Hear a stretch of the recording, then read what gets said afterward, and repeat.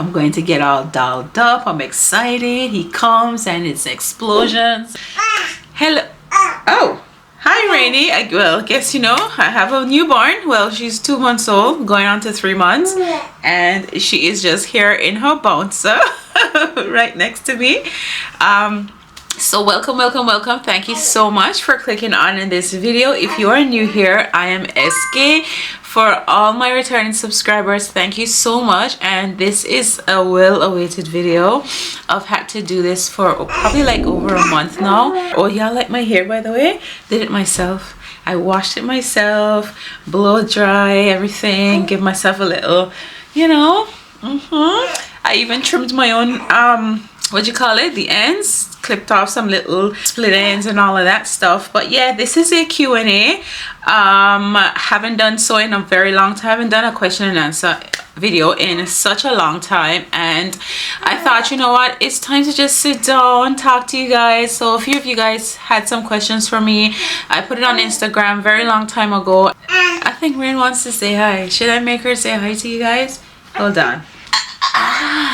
Here is my little Boom Boom. Boom Boom, say hi.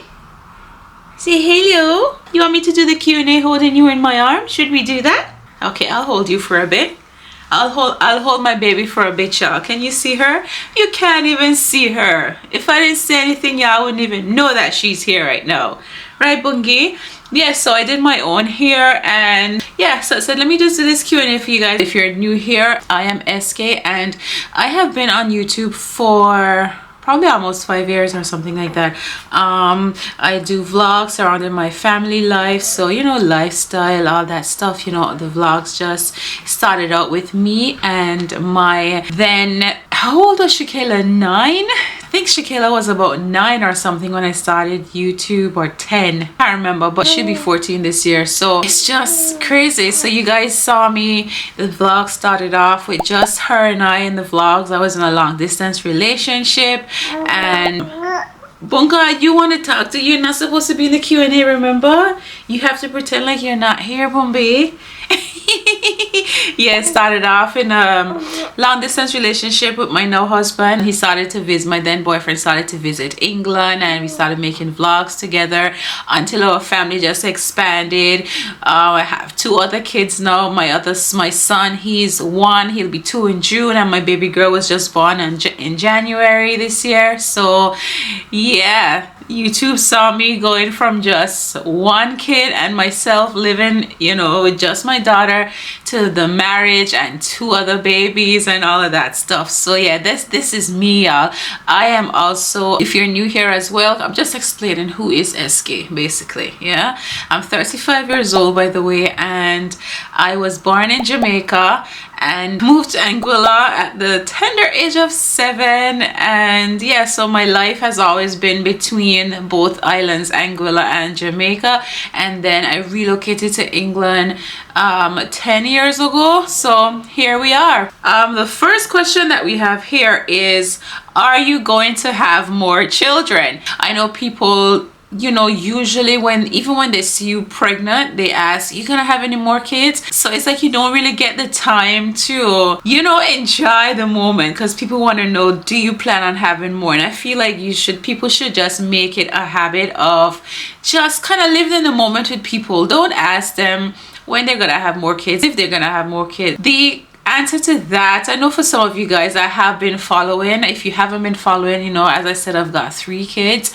I for years only wanted 1 child, and then, you know, my perspective changed, as you know, because I am now married. Decided, you know what, my husband and I, we decided that we wanted to have 2 kids together. So that's 3 for me, and my husband met me with my daughter. So yeah, and we decided that's all we wanted. We just wanted 2 kids together that could grow up close in age, and we're done. And I know a lot of people don't believe that we are done, because people say that's what everyone says. I am not everyone. I plan my life a specific way, and I know sometimes there are curveballs, but for me, I try to kind of stick to the plan, if you know what I'm saying. I don't know what the future holds, but there is the possibility of having more. So yes, we can have more kids as it stands, but we do not want any more kids. Okay, so we're not having any more kids. How are you and Sean adjusting with Rain and River?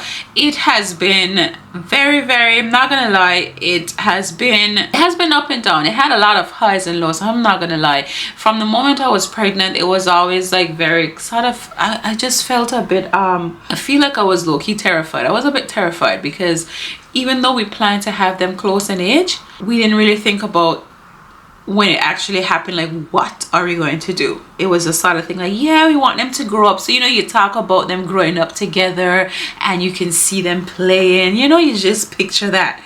But the reality is, what happens when you have to take care of them? When I came home from the hospital with Rain, that first week was weird. If that's a way of putting it.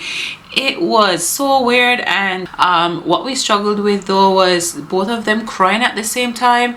Didn't think about that happening as well, but there were times where like she would be crying. This is in the very beginning, like the first week, she would be crying and then he would start crying and Shana would be like, oh my gosh, like what did we do? You know, what did we get ourselves into?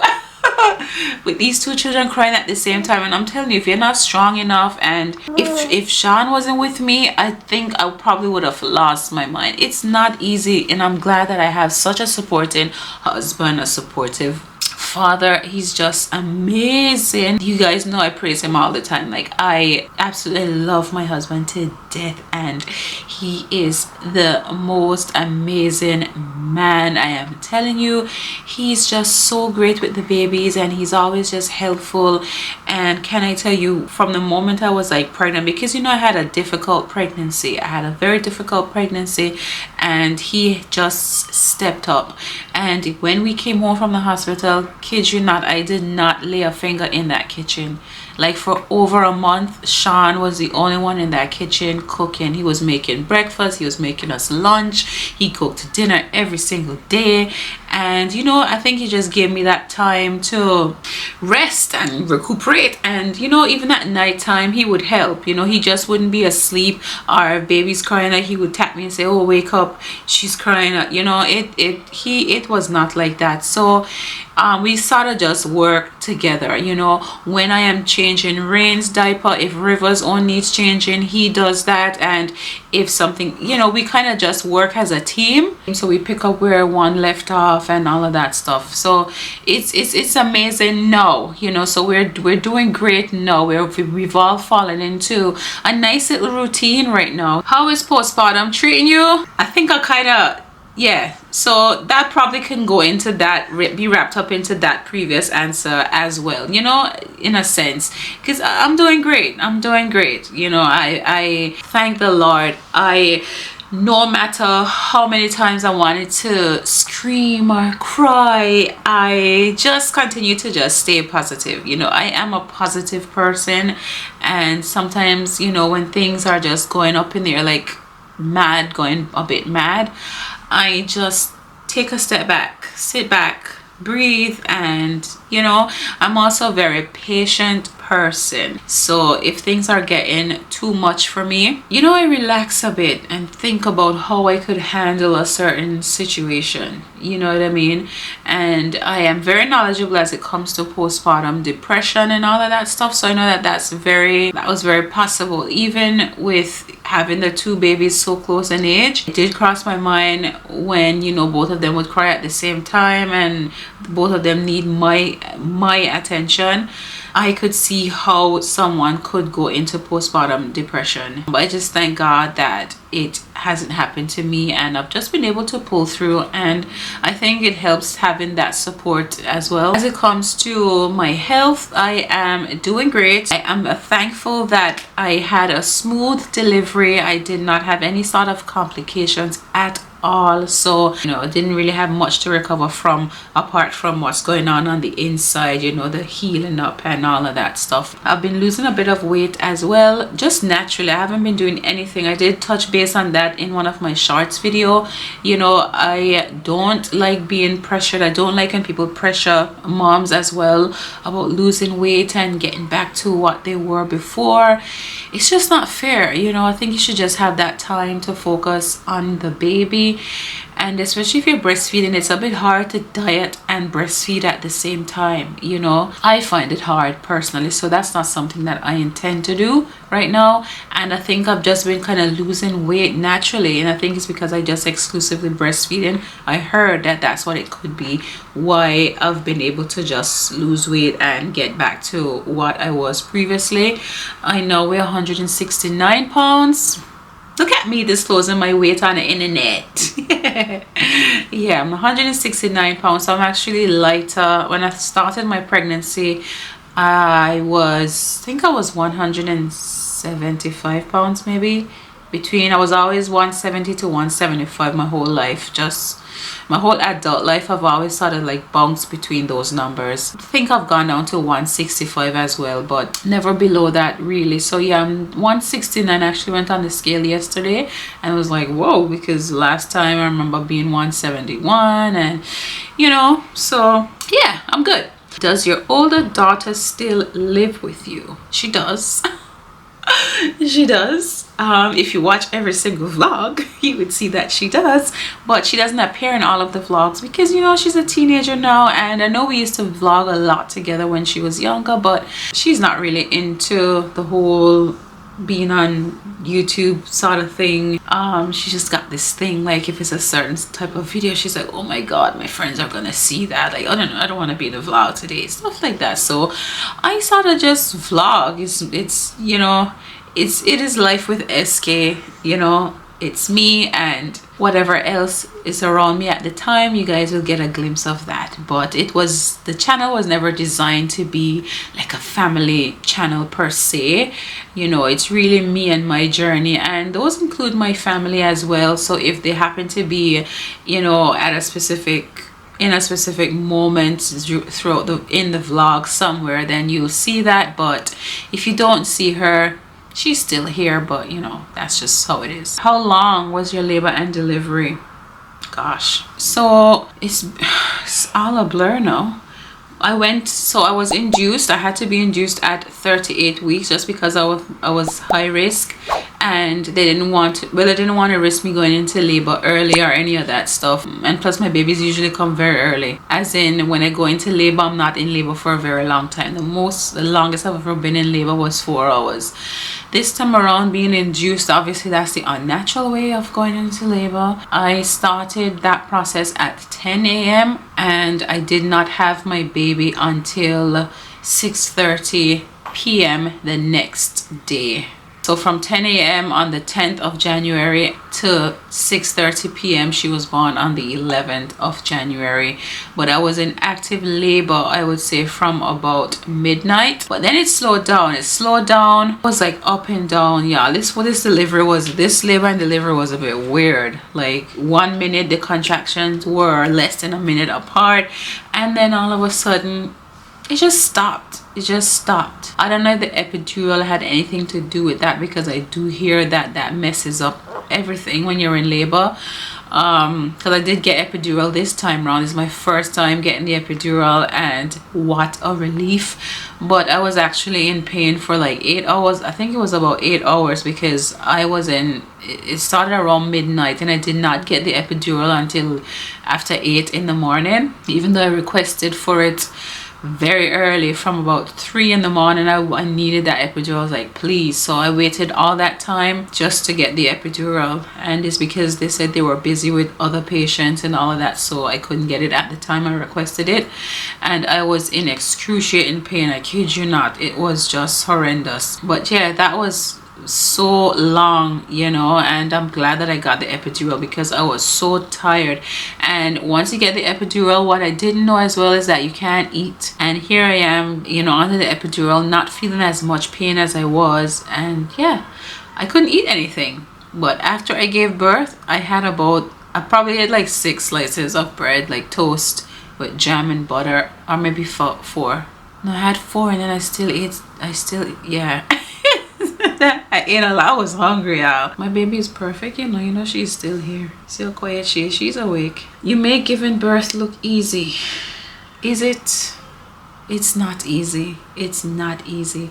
when you put all your energy into screaming, it doesn't help, you know. So for me, as I said, I'm always a calm person. My tolerance for pain is like up here, you know. So maybe that's why. But I think what I've learned over the years is just to breathe. You know, while you're going through the pain, just breathe. And then I had the gas and air machine. That kind of helps take your mind off the pain as well. So I think having the gas and air before I had the epidural, that helped me a lot. Pushing for me always comes easy. I can actually push for a really long time. Not everyone can do that, but I can push for a long time. When I say push, I mean like constant pushing without stopping. So no pause, just push. Because how long did I push? My first push lasted, oh my gosh, it was like 20 seconds or something. I can't remember, but it was long, you know. And usually I do like 3 pushes or so, and then my babies come out. I think at the time I'm just really determined, and I'm focused on that. Word of advice, just try and stay calm. Think positive. You think positive and you get a positive outcome. Anyway, after closing the distance, do you and Sean still talk a lot, like in the LDR phase? This question, when you're in a long distance relationship, is the most you're ever gonna talk to each other, because that's all you have. You know, you don't have the physical, so talking to each other on the phone every single day, that's all you got. When we're together, we have so much more. I said to him the other day, I asked him, I was like, do you ever miss our long distance relationship? Because you know, it was, even though it was like heartbreaking sometimes, it was kind of nice. It was nice having those long night late night conversations, all that stuff. It was nice. And I'm like, oh, I miss that. Sean was like, no, I don't miss it. He said he understand what I was saying, but having me in person is just way better than being apart and having those conversations, you know. But if you get what I'm trying to say, those conversations could be nice. And then the build up to the reunion, oh my gosh, that was everything. You know, when I'm going to visit him or he's coming here to visit me, I'm going to get all dolled up. I'm excited. He comes and it's explosions and fireworks and, you know, all that stuff. It's nice. I love it. So yeah, sometimes I miss it, but yeah, we still do talk a lot though. We do talk a lot. Sean and I, our relationship, we're not perfect, which leads to the other question. Your relationship seems perfect. Do you guys ever argue? And if so, how do you resolve the issue? I've spoken about that on the channel before.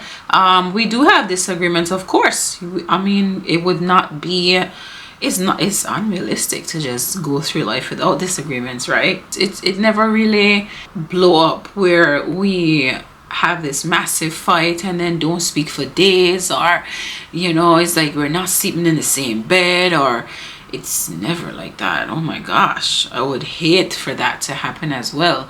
From the moment you start like sleeping apart and going days without speaking, it's like the start of something toxic, I think.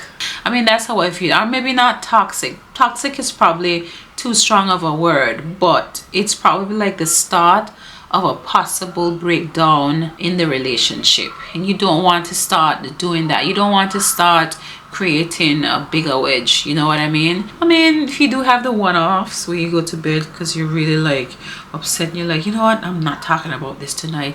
But then when the morning comes, you guys can be still upset throughout the day and all of that stuff. Like, nah, you can't do that. So I would say don't wait too long to patch things up or talk things over. You can give it a few hours or whatever, but you know, but we're not perfect. You know, we're not perfect. We do have disagreements every now and then, not a lot, you know, but yeah, we're happy for the most part. Someone asked that as well, are you truly happy? And I truly am.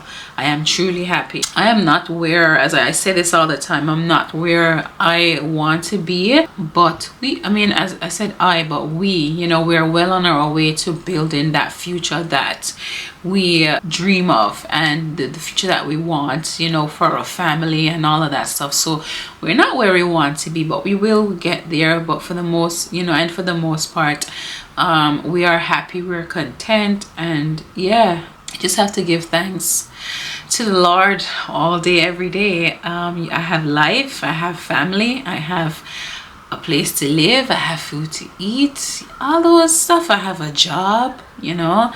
So yeah, I am happy. Wow. Do you have siblings? I never talk about siblings on this channel, right? I do have siblings, but they don't live in the UK. I have an older brother who's 4 years older, and I have 2 younger brothers. The 2 younger brothers, they are my from my dad's side, but I don't have a relationship with them. They are back in Jamaica, and it's just because, you know, I moved to Anguilla when I was 7 years old, and I don't know, I just don't. Yeah, it's you know, it's a long story, but yeah, I have 3 brothers, and I have stepsisters as well. I say stepsisters even though my dad divorced, but you know, I still refer even to my dad's first wife back in Anguilla. I still call her daughter Candice. Candice is my forever sister, like forever. She's like my forever sister. And then, you know, my dad remarried, and I gained 3 other sisters. And yeah, but I'm most closer to my sister in Anguilla, Candice. Yeah. Where are you from? Covered that in the beginning. Would you move back to Anguilla? Would I move back to Anguilla? Oh my gosh, Anguilla. I don't know. That's honestly, yeah, I don't know. I'm not gonna say yes, and I'm not gonna say no, because right now I really do love England. Yeah, I love my life here. I have more ties to Jamaica than I do in Anguilla. You know, I think Jamaica just always been very much in my heart, and when I was in Anguilla, I always felt like a piece of me was missing. I think because my mom was always back in Jamaica, and because I left her when I was so young, you know, because I did move to Anguilla with my dad and his wife, you know, and prior to that I was living with my mom. My mom was a single mom in Jamaica, and yeah, she made that decision, agreed with my dad that, you know, she let me live with him and his wife. And you know, I think Jamaica is where my heart truly is at. But Anguilla will always be special to me too, but I don't know if I want to move back. It'd have to be if I'm getting a really great opportunity, then yeah. But for now, I find myself, because the reason why I came to England was for more opportunity, you know. I find that there's lots more here. Obviously it's a bigger country and all of that, so yeah. But if the opportunity arises, then maybe. But yeah, do you plan on visiting Jamaica in the near future? Gosh, I would love to, because at this point it's been 16 years, almost 16 years. I think that's how long I haven't been back. The reason though is not that I never intended to be out of Jamaica that long, but my mom actually moved from Jamaica, and she was living in the Cayman Islands, you know, and for a while also she did come to Anguilla, and she was living with me in Anguilla, and then she went back, and then she moved to the Cayman Islands. So, you know, and then I ended up moving to England to start over my life, and then I ended up in a long distance relationship with Sean, who lived in America. So that's why I think I never made it back to Jamaica, because I always kept going to visit Sean, or just things like life just kept changing, and now I have this bigger family, so it's not as easy to just pick up and say, oh, we're going to Jamaica, because things just keep happening, you know. Every year so far for the past 3 years, life has just been lifing, you know. The year that Sean and I actually planned to go to Jamaica, because there was no river, there was no baby rain, it was only ShéKayla and I, and before the pandemic officially started, we had plans. Sean and I were going to visit Jamaica, and ShéKayla was going to spend the summer. I think, was it summer? I don't remember if it was in the summer. No, it was April or something, wasn't it? When did lockdown happen? I think it was probably around this time in 2020. Yeah, so ShéKayla was actually gonna go back to Anguilla with her family, and I was gonna be with Sean, and we were gonna go to Jamaica, and then boom, boom, boom, lockdown happened. So yeah, and then I don't know, over the years Sean and I just kept visiting each other back and forth, and then we got married, and then we closed the distance, and I had River, and then I got pregnant with Rain, and then here we are. So yeah, so now it will be kind of like a huge family trip. ShéKayla's never been to Jamaica, obviously, so I definitely plan on going to Jamaica. I'm gonna say very soon. I want to, at least by 2025 I would hope to go to Jamaica with my family, because I miss it so much. I miss Jamaica a lot, and I'm so glad that I found all these Jamaica YouTubers as well, so I see Jamaica through them all the time, every single day. So yeah, I appreciate those Jamaica vlogs, man. Honestly, she's asleep now, by the way, y'all. Yeah, she fell asleep now. Yeah, so hopefully I can get to visit with my entire family, but we'll see. Yeah, the last question is, what is your biggest regret? I don't think I have any. I can't think of any right now, but what I always go by, probably shouldn't go through life regretting anything, because everything that we've ever been through in our lives got us to where we are at right now. You know, because a lot of times I could look back, even with relationships and stuff, you'd be like, oh my god, I regret that, but then if that didn't happen, something else wouldn't have blossomed, you know. People would say we all have regrets, but I don't know, because everything we do, it's what makes us who we are. So for now, I'm gonna say no, I don't have any regrets. Okay. Yeah, and I think that's it for the Q&A. If you have any more questions that you guys would like to ask me, please feel free to leave it in the comments, and I can do like a part 2, because I love sitting down talking to you guys. It's nice just sitting here talking to y'all, so I love it. I miss this. I think I used to do so many sit down videos before, and yeah, I think I might go back to doing them every once in a while, because you know, with vlogs you're just kind of all over the place, and you're like trying to keep up, like 1 minute I'm doing my hair, 1 minute I'm doing this, 1 minute. So it's nice to just sit here, look at you guys, chill back and talk, express myself. So anyways, if you made it to the very end of this Q&A, please make sure you like the video, drop me a comment down below, and if you're new here, guys, do hit that subscribe button. It's free, and turn on your post notification so that you can be notified every time I drop a new video. Thanks again for watching, and I will see you guys in my next video. Bye.